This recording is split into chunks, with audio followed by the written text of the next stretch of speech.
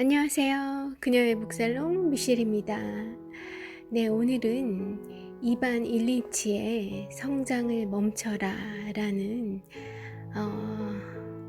강력한 그런 메시지를 담고 있는 1970년대에 출간된 질주하는 인류의 제동을 건 문제의 책을 소개해 드리겠습니다. 법정 스님이 사랑하신 책들 중에 한 권이에요. 이반 일리치의 성장을 멈춰라, 이 책을 소개하고 있는 챕터의 부제목인 이렇게 붙어 있습니다. 포기하는 즐거움을 누리라 라는 부제목이고요. 책 속의 한 문단 먼저 읽고 시작하겠습니다. 과학과 기술이 가지고 있는 문제점, 만들어낸 문제점 중에 한 가지는 세상의 여러 문제를 과학과 기술로부터 또 야기되었던 그런 문제도 포함되겠죠. 그런 것 또한 한 단계 더 심오한, 진보한 그런 과학과 더 나은 기술로만 그것을 해결할 수 있다는 믿음을 유행처럼 만들어 버렸다는 것이다. 사람들은 잘못된 관리를 해결하는 법은 더 적극적이고 더 많은 양의 관리라고 여기게 되었다. 이는 마치 오염된 강을 치료하는 길은 더 비싸고 강력한 청정 합성 세제를 사용하는 데 있다고 결론 짓는 것과 같다.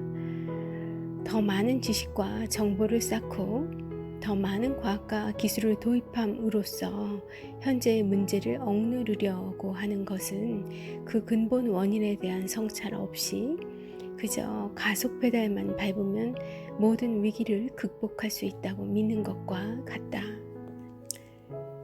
네, 한마디로 어리석은 거죠. 저희가 인류가 그래왔고 또 제 삶이 그래오지 않았나 반성하게 만드는 그런 글인데요. 자, 계속 읽어나가겠습니다. 태국에는 오랜 역사에 걸쳐 만들어진 쿨롱이라는 유명한 운하가 있었다. 이 운하들은 전국을 바둑반처럼 교차하며 뚫려 있었다. 사람, 쌀, 그리고 세금 징수원까지도 이 운하를 따라 자유롭게 이동했다. 건기에는 몇몇 마을로 가는 운하가 끊기기도 했지만 그들의 삶 또한 그런 상황에 맞춰서 이루어졌기 때문에 별 문제 되지 않았다. 정기적으로 잠시 고립되는 때가 되면 사람들은 긴 휴일을 누리며 명상과 축제를 즐겼다. 그런데 태국 정부는 보다 효율적인 교통과 운송 정책을 위해 이 운하를 메우고 그 위에 포장도로를 깔았다. 태국인들은 전과는 비교할 수 없을 정도로 빠르게 차를 타고 이동할 수 있게 되었고, 경제학자들은 버스와 트럭이 수로 운송 체계보다 훨씬 더 많은 돈을 벌게 해줄 것이라 주장했다. 그러나 태국인들은 집집마다 하나씩 보유하고 있던 맵시 좋은 볕단 보트를 타며 그러면서 누리던 기쁨과 독립성을 박탈당했다. 태국의 예이지만 저희에게도 너무 친숙한 낯설지 않은 그런 사례, 역사 속에 있었던 일 아닌가 해요.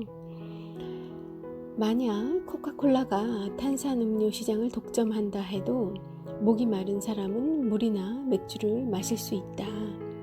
이런 종류의 독점은 그저 소비자의 선택을 제한할 뿐이다. 그런데 태국에서 포장도로와 자동차의 등장은 강을 이용한 이동을 완전히 없애버렸다. 그러니까 선택이 아니라 아예 전환을 시켜버린 거예요. 강제로. 공정한 경쟁이 이루어졌다면 차와 포장도로는 볏짚보트와 쿨롱을 당해낼 재간이 없었겠지만 정부는 일방적으로 차와 포장도로 편이었다. 새롭게 등장한 차와 고속도로는 자신의 이미지에 맞춰 도시를 바꾸어 나갔다. 다른 분야에 쓰이던 자원을 대량으로 흡수하기 시작했고 방대한 소음과 오염물질을 쏟아내기 시작했으며 원래 인간이 가지고 있던 도보와 자전거에 의한 이동 능력을 저하시켰다. 때로는 빠른 이동을 위해 오히려 더 많은 시간을 쓰도록 만들기도 했다. 이것을 진정한 발전이라고 말할 수 있는가? 이반 일리치는 수송체계, 학교, 병원, 에너지 등 소위 발전과 성장을 상징하는 제도들이 일정 단계를 넘어서면 오히려 인간의 자율성을 마비시키고 제도적 통제를 강화함으로써 인간의 삶을 더욱 옥죄게 된다고 말한다. 근대화된 의료 제도는 역으로 건강한 삶을 제한하며 배움을 의무 취약과 동일하게 여기는 것은 영혼 구제와 교회를 같다고 착각하는 것이나 다름없다고 그는 지적한다. 듣고 보면 다 맞는 얘기 같아요. 어떻게 우리는 참 이 한 방향으로만 생각하고 그냥 그렇다 하고 정부에서 아니면 이 기관이나 어떤 거대 사업체에서 이야기하는 그것을 무비판적으로 받아들이면서 동시에 그 노름에 놀아나는 상태로 이렇게 시간을 지속해 온 게 아닌가. 그런 사이에 지구는 황폐화되고 우리의 존엄성은 점점 더 사라지고 자유는 복속되고 자유는 그들이 부추기는 두려움과 욕망에 복속되고 그런 거죠. 자, 책 속의 문장, 이반 일리치의 성장을 멈춰라. 그 책 속의 문장 또 나와 있네요. 학교는 배움에 대한 근본적인 독점을 확장하고 배움을 학교 교육으로 재정의해 버렸다. 사람들이 학교와 교사의 정의를 받아들이는 한 학교 밖에서 배운 사람들은 공식적으로 교육받지 않은 인간으로 낙인 찍힌다. 현대 의료는 아픈 사람이 의사에게 처방받지 않고도 치료할 수 있는 권리를 박탈했다. 대부분의 나라에서는 보통 사람이 의료 행위를 하면 범죄로 간주되며 이들의 치료 행위를 발전적으로 수용할 수 있는 기회 또한 온전히 거부된다. 도로, 학교, 병원으로 뒤덮인 사회에서 이들의 독점으로부터 벗어나기란 어려운 일이다. 구구절절이 아차 싶지 않으십니까? 미셸은 그래요. 이반 일리치가 우리 사회의 문제를 분석하는 키워드로 사용하는 것은 도구입니다. 이때의 도구는 드릴, 빗자루, 전화 이런 것과 같은 단순한 기자재부터 자동차나 발전소 등의 거대한 장비, 전기를 생산하는 공장, 그리고 교육, 건강, 지식 같은 무형의 상품을 생산하는 기관까지 모두 포함하는 의미이다. 저자는 도구 발전의 역사가 크게 두 가지 분수령을 거쳤는데 근대적이고 간단한 도구가 인류의 복지에 기여할 수 있게 된 시점이 그 첫 번째 분수령이고 도구가 과잉 발전하여 오히려 인간이 도구에 지배당하고 삶의 목표를 도구가 설정하는 대로 따라가야 하는 시대로 진입하는 시점이 두 번째 분수령이라고 정의한다. 이반 일리치는 두 시점을 비교하면서 과잉 발전한 도구가 인간을 어떻게 지배하고 인간다운 삶의 목표를 상실하게 만들었는지 분석한다. 특히 두 번째 분수령 이후 지나치게 효율성만을 강조한 도구들이 등장하면서 환경을 파괴하고 인간 삶의 균형을 깨뜨리기 시작했다는 사실을 강조한다. 책 속에 있는 그 원문 그대로 읽어드려 볼게요. 도구는 성장하면서 인간의 통제에서 벗어나게 된다. 처음에는 인간의 주인이 되고 결국에는 인간의 사형 집행관이 된다.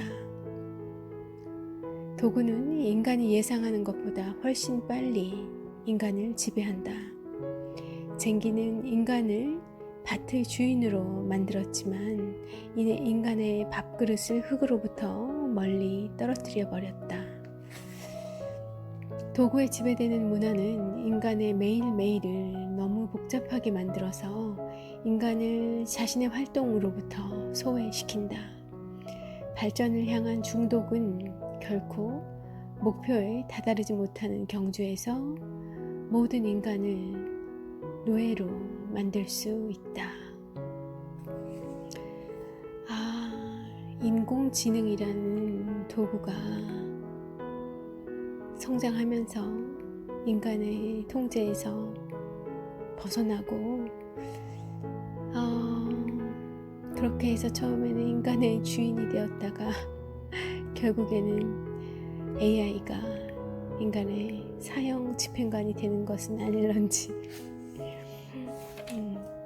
겁이 남네요. 겁이. 이반 일리치는 어떻게 이런 통찰을 해낼 수 있었을까요? 참 고마운 분이시네요. 이렇게 우리를 1970년대면 사실 우리는 뭐 아직 발전을 이제 막 시작하던 때였던 것 같고요.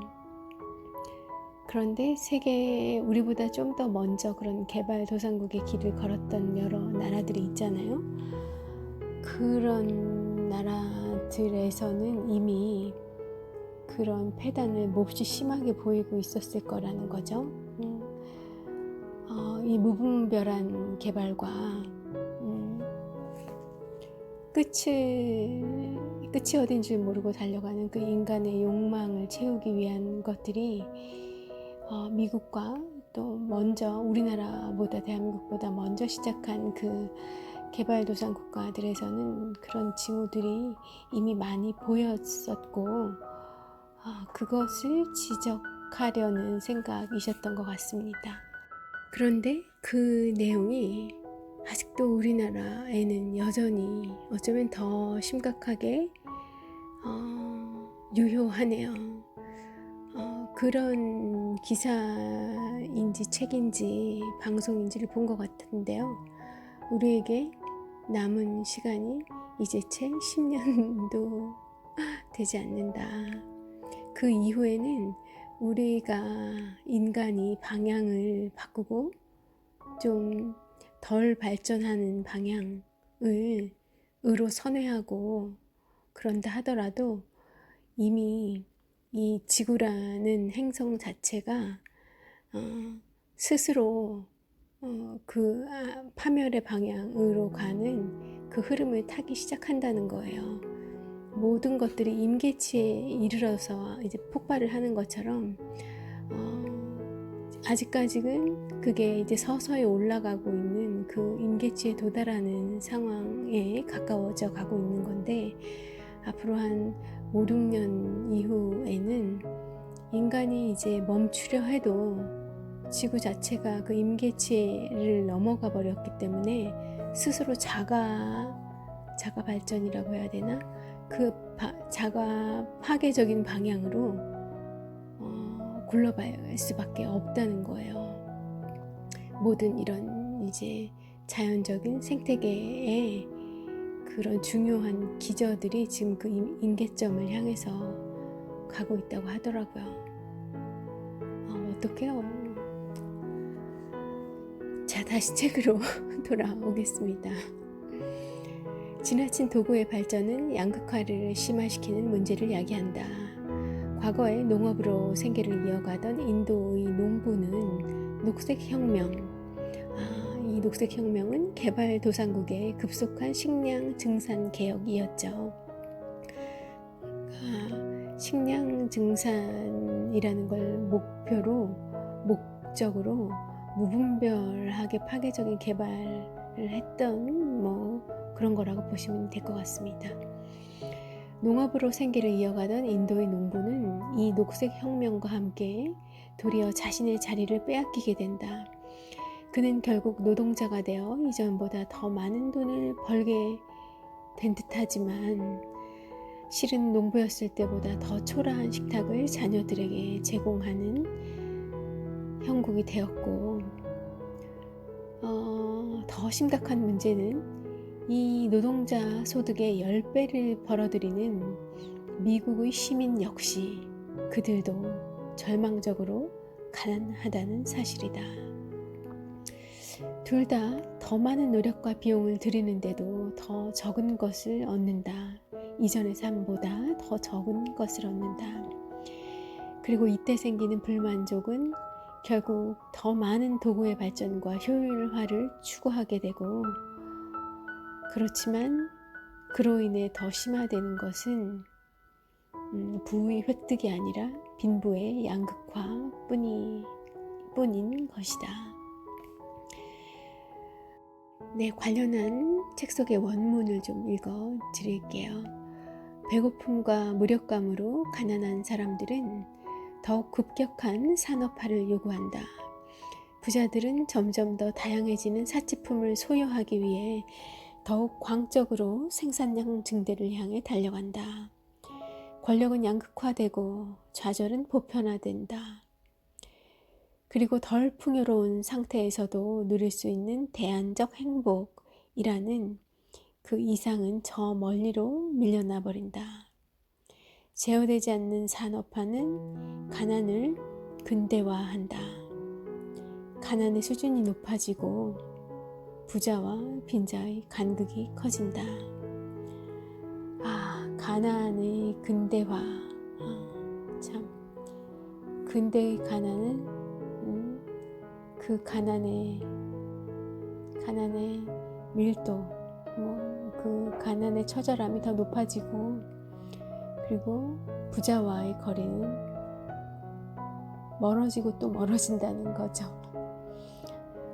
도저히 가까이 다가갈 수 없을 정도로 그렇게 멀어져 버리는 거죠. 이것들의 원인이 자본주의인 거고, 조금 더 들여다보면 그 자본주의를 부추기는 쪽의 욕망일 수도 있지만, 사실은 그 부추김에 놀아나고 있는 우리들의 욕망이고, 그런 이제 욕망에 이끌려서 소비를 한다. 이렇게 되면, 욕망에 이끌려서 무분별하게 개발을 한다. 이러면 참 우아하지 못하잖아요. 그러니까 계속 이 도구의 발전이라는, 인류 문명의 발전이라는 이 포장을 해서 계속 이렇게 달려온 거고, 달리게 만들어 온 거고, 그런 것 같습니다. 자, 도구의 발전은 계속해서 새로운 상품을 탄생시킨다. 끊임없이 새 모델이 만들어지고, 이를 위한 비용을 대기 위해 다시 새로운 시장이 형성된다. 과거의 모델은 가치가 급격히 하락하고, 각 개인은 자신이 소유한 물건의 영수증이 얼마나 최근 것인가에 따라 등급이 매겨진다. 그러니까 얼마나 최신형을 가지고 있느냐에 따라 그 사람의 레벨루가 이제 한눈에 드러난다는 거죠. 부의 레벨루. 아이고, 네. 일부는 최신형 모델을 소유할 수 있는 여유가 있지만, 다른 사람들은 5년에서 10년이 지난 자동차, 라디오, 난로, 냉장고 이런 것들을 10년 지난 것들을 사용할 수밖에 없다. 그리고 그 사람은 그만큼 유행이 지난 곳에서 한번 다 지나가고, 이제는 휑한 바람이 분, 조금은 폐허의 느낌이 나는 그런 휴양지에서 휴가도 보내기 마련이다. 그리고 그들 자신도 스스로가 사회의 어디쯤에 속해 있는지 잘 알고 있다. 그런데 일부러 이런 삶을 택해도 되게 좋거든요. 휴양지 하니까 그런 게 생각나서 갑자기 좀 그 유행에 조금 벗어난 이제 한물간 그런 휴양지를 또 찾아보면 또 되게 한적하게 그 자유로움과 여유로움을 느낄 수 있습니다. 그렇지만 대부분의 사람들은 그 유행할 때 더군다나 있는 사람들은 유행할 때가 아니라 유행을 하기 전에 가서 거기를 유행하는 휴양지로 만들어 버리죠. 선구자적인 역할을 하죠. 그렇게 곳곳을 계속 파괴하고 다니는 주범들이 아닌가 싶기도 해요. 시장에서 판매되는 상품들은 결국 충족시켜 주기보다 더 많은 욕구를 만들어낸다. 이 문장이요. 곱씹어 보게 만들어요. 이 상품들이 결국 우리의 욕구를 충족시켜 주는 것 같지만 사실은 더 많은 욕구를 만들어내죠. 새 모델은 끊임없이 가난한 마음을 재탄생시킨다. 그렇죠. 상대적 박탈감을 재탄생시킨다. 그 마음을 채우기 위해 신상품을 구입하지만 곧 가난해지고 만다. 내 주변에 누가 동료가 이웃이 그런 또 신상품을 구매했다고 하면 상대적 박탈감이 이제 움틀거리죠. 제 속에서. 소비자들은 가져야 할 것과 현재 가지고 있는 것 사이에서 자신이 늘 뒤떨어졌다는 느낌을 받는다. 항상 노후한 것을 가지고 있다고 여기는 그런 사람은 불행할 수밖에 없다. 상황이 그렇다 하더라도 그렇게 여기면 안 되는 거예요. 그러니까 이건 내가 스스로 선택한 것일 수 있다면 불행하지 않죠. 자, 또 책 속에 있는 관련한 문장 읽어 볼게요. 더 나은 것을 향한 경쟁에 갇혀버린 사회에서 변화에 제한을 두는 것은 위협으로 느껴진다. 어떤 비용을 들여서라도 더 나은 것을 생산하고 소유하고야 말겠다는 식의 태도는 어떤 비용을 들여도 결코 충족될 수 없는 욕구를 만들어낸다. 새로운 제품을 구입하지 못하면 기대가 좌절되고 새로운 제품의 영수증을 손에 쥐게 되어도 아직 얻지 못한 것에 대한 열망을 강화시킬 뿐이다. 현재 가지고 있는 것과 갖게 될 것 모두가 똑같이 사람들을 불행하게 한다. 끊임없이 이 신제품을, 신서비스를 개발해내는 그런 기업들의 입장도, 그리고 또 그것을 구매함으로써 내가 뒤처지지 않은 느낌을 얻는, 또 그 돈을 벌기 위해 다시 나의 자유를 노동과 맞바꿔야 하는 이런 참 이 다람쥐 쳇바퀴, 그리고 이 맞물려진 톱니바퀴처럼 얽혀있는 것이 지금 우리들의 모습인 것 같아요. 이걸 멈추는 방법은 기업이 멈출 수가 있을까요? 못하죠. 기업의 존재 이유가 우리 예전에 배운 이윤 추구라고 배웠잖아요. 사회에 뭔가 득이 되고 사회의 이윤을 환원하는 그것은 이제 일부 기업에서 일부 기업에서 구현하고 있거나 아니면 많은 기업에서 홍보성으로 하고 있는 그런 프레이즈지, 기업의 목적은 그게 아니잖아요. 그렇다면 어느 쪽에서 이 톱니바퀴를 멈출 수 있을까요? 여러분들은 그렇게, 여러 현자들은 그렇게 이야기하시더라고요. 우리가 구매 안 하면 되는 거라고요. 그것만이, 만약에 그렇게 할 수만 있다면 정말 이제 이 톱니바퀴가 서서히 멈출 수 있다고요. 자, 이반 일리히가 제시하는 현대 사회의 전반적인 위기를 극복할 수 있는 것은 균형이다. 삶의 균형을 통해 사람, 도구, 집단이 올바른 관계를 형성하는 공생적 사회를 이룰 때 다가올 위기를 극복할 수 있다. 또한 더 많은 사람들이 더 적은 양의 자원을 가지고 영구히 번성할 수 있는 새로운 방법을 계속 찾아나가기 위한 결단이 필요하다. 네, 구구절절이 맞는 이야기 같습니다. 책 속에 그 관련된 문단도 나와 있습니다.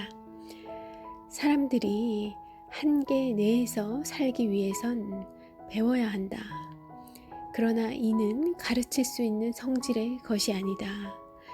오히려 우리의 생존은 사람들이 얼마나 빨리 무엇을 할 수 없는가를 배우는 데 달려있다. 그들은 소비와 자원 사용을 자제해야 한다는 점을 배워야 한다. 그런데 사람들을 교육시켜 자발적으로 가난한 삶을 살게 한다거나 스스로를 통제하도록 조직하는 것은 거의 불가능하다. 더 많은 생산을 위해 비용이 감소하고 있다는 환상을 위해 조직된 세계에서 즐거운 포기를 가르치기란 어려운 일이다. 가르치기란 어렵고 어떤 계기가 되어서 스스로 깨쳐야 하는 거죠. 그래야 한다는 이야기 같습니다. 우리가 무엇을 해서는 안 되는지, 지속 가능한 삶, 대체적으로 확률적으로 안전한 삶을 유지시키기 위해서 우리가 해서는 안 되는 것, 자제해야 하는 것들을 우리가 빨리 깨우쳐내야 하는 것 같습니다.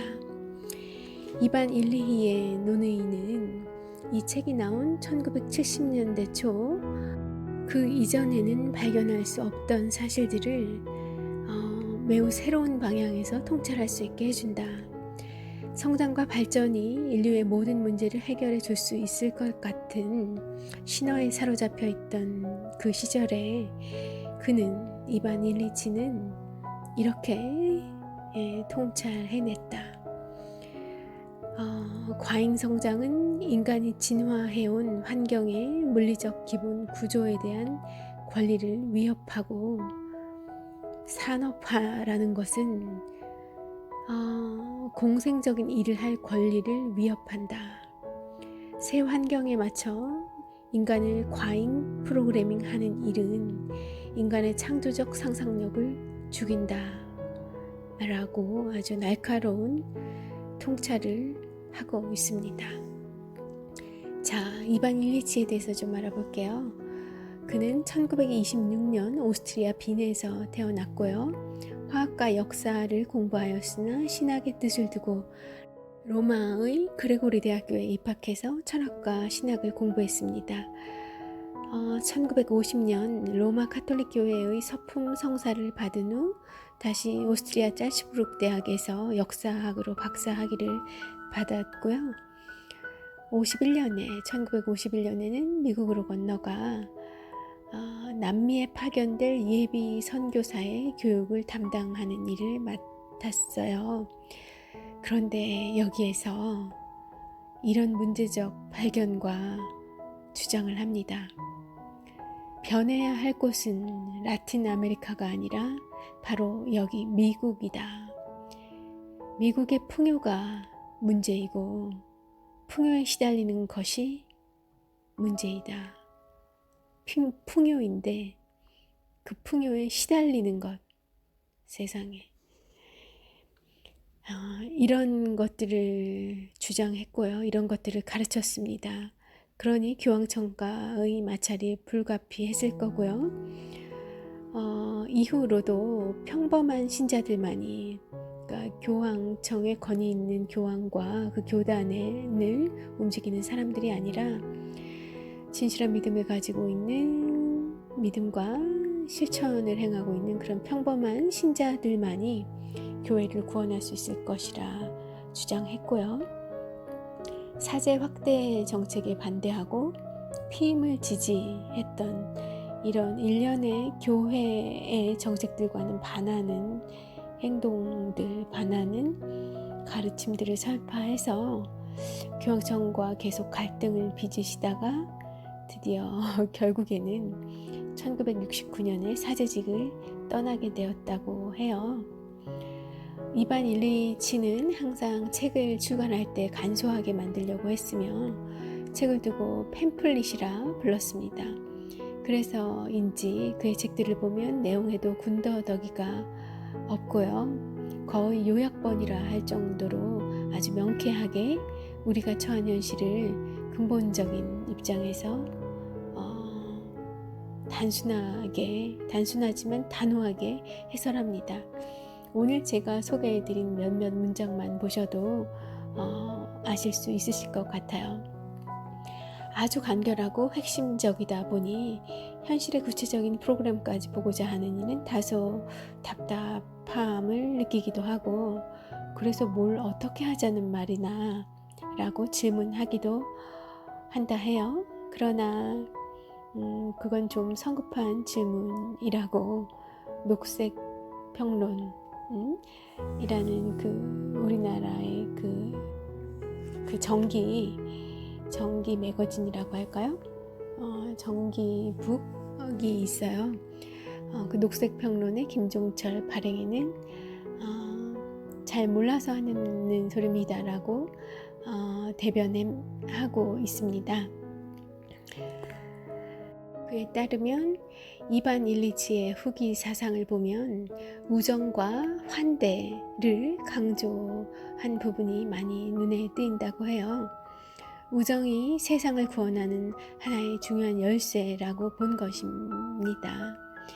간디와 많은 사상가들에게서도 이 우정 이야기는 빼놓을 수 없는 화두였고요.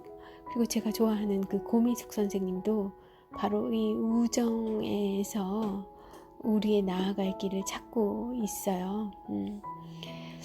일리히는 삶이라는 것이 얼마나 경이로움으로 가득 차 있는가, 얼마나 인생은 시적인 것인가 라고 이야기합니다.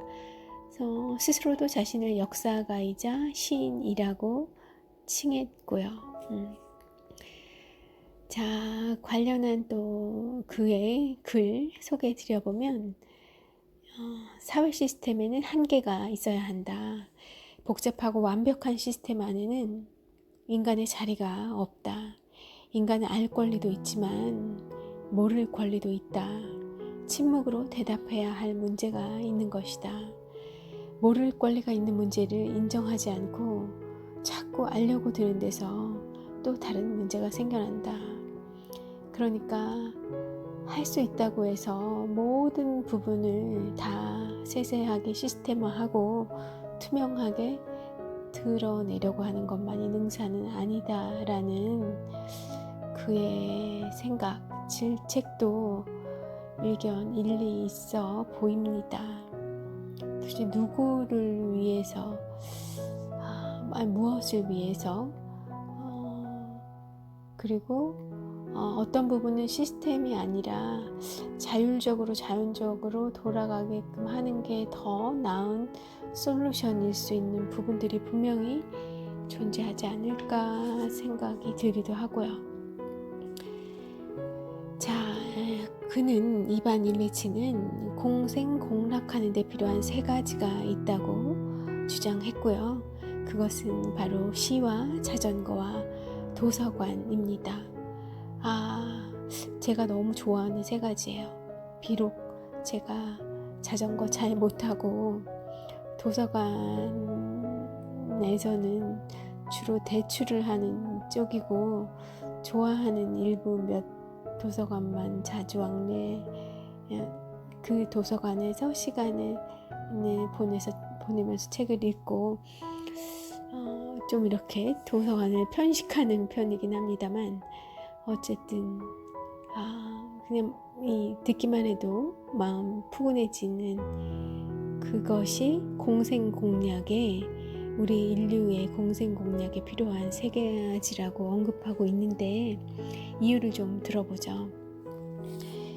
인간은 기본적으로 시인이며 시적 능력을 가지고 있다. 근대 사회로 오면서 이 시적 능력, 자율적 능력이 퇴화했다. 배움이 교육으로 대체되면서, 맞아요. 이 표현 너무 와닿지 않아요? 배움이 교육으로 대체되면서, 그러면서 정작 우리가 배워야 될 걸 못 배웠어요. 그래서 제가 이 나이에 이 많은 나이에 홀로 외로이 다시 인문학 공부를 하고 있는 겁니다. 못 배워서요. 저 가방끈 많이 긴데 근데 못 배웠어요. 그래서 독학 중인데요. 배움이 교육으로 대체되면서 시적 정서가 사라지기 시작했다.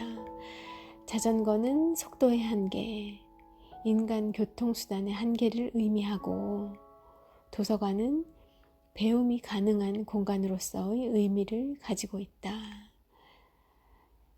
시적 능력, 자율적 능력 회복해야 되고, 그리고 도서관에서 교육이 아닌 스스로 배우는 그런 걸 회복해야 하고, 그리고 자전거를 통해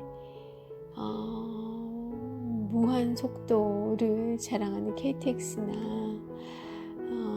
그런 자동차로 이렇게 고립되는 그런 것이 아니라 속도와 간계를 회복하는 그런 방향의 전환이 필요하고, 이런 것들이 이루어질 때 우리 인류의 공생공전도 더불어 가능해진다는 의미로 해석을 하게 됩니다.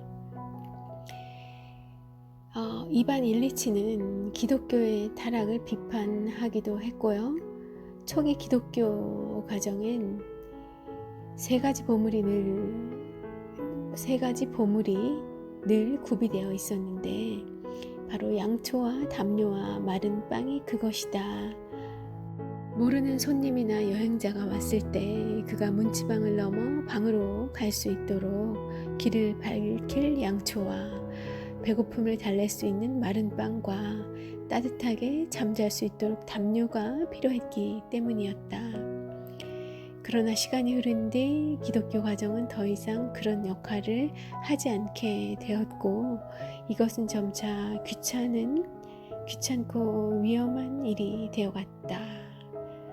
이렇게 우리들 사이에 환대라는 문화가 사라지게 된 것이다. 이반 일리치는 산업사회를 극복하는 길을 모색함에 있어 이 자발적 환대야말로 매우 중요하다고 이야기하고 있습니다. 이반 일리치는 2002년에 독일 브레멘의 자택에서 76세를 일기로 세상을 떠나셨고요.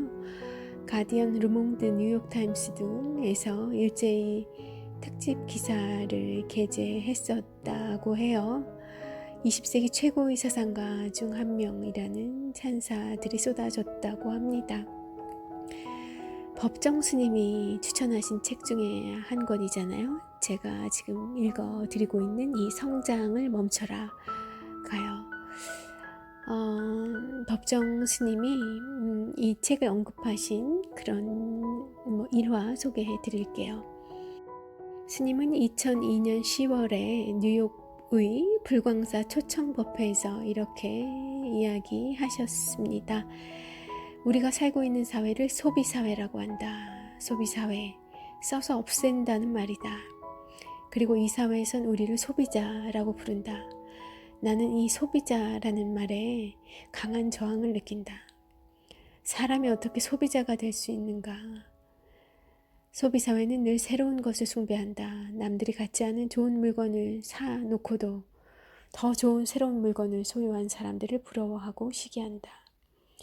냉장고가 어떻게 달라지고 세탁기가 어떻게 탈바꿈했든 그 기능은 사실 기본은 거의 같다.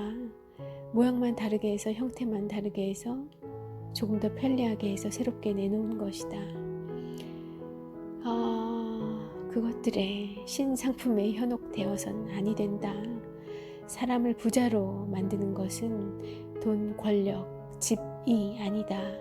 그 사람의 마음이다. 그 사람이 돈과 재산을 얼마나 가졌는가가 아니라 그가 어떤 마음을 지니고 그 마음을 어떻게 쓰고 있는가에 따라 부자가 될 수도 있고 가난한 사람이 될 수도 있다. 물질적인 것이 결코 본질적인 부가 될 수 없다.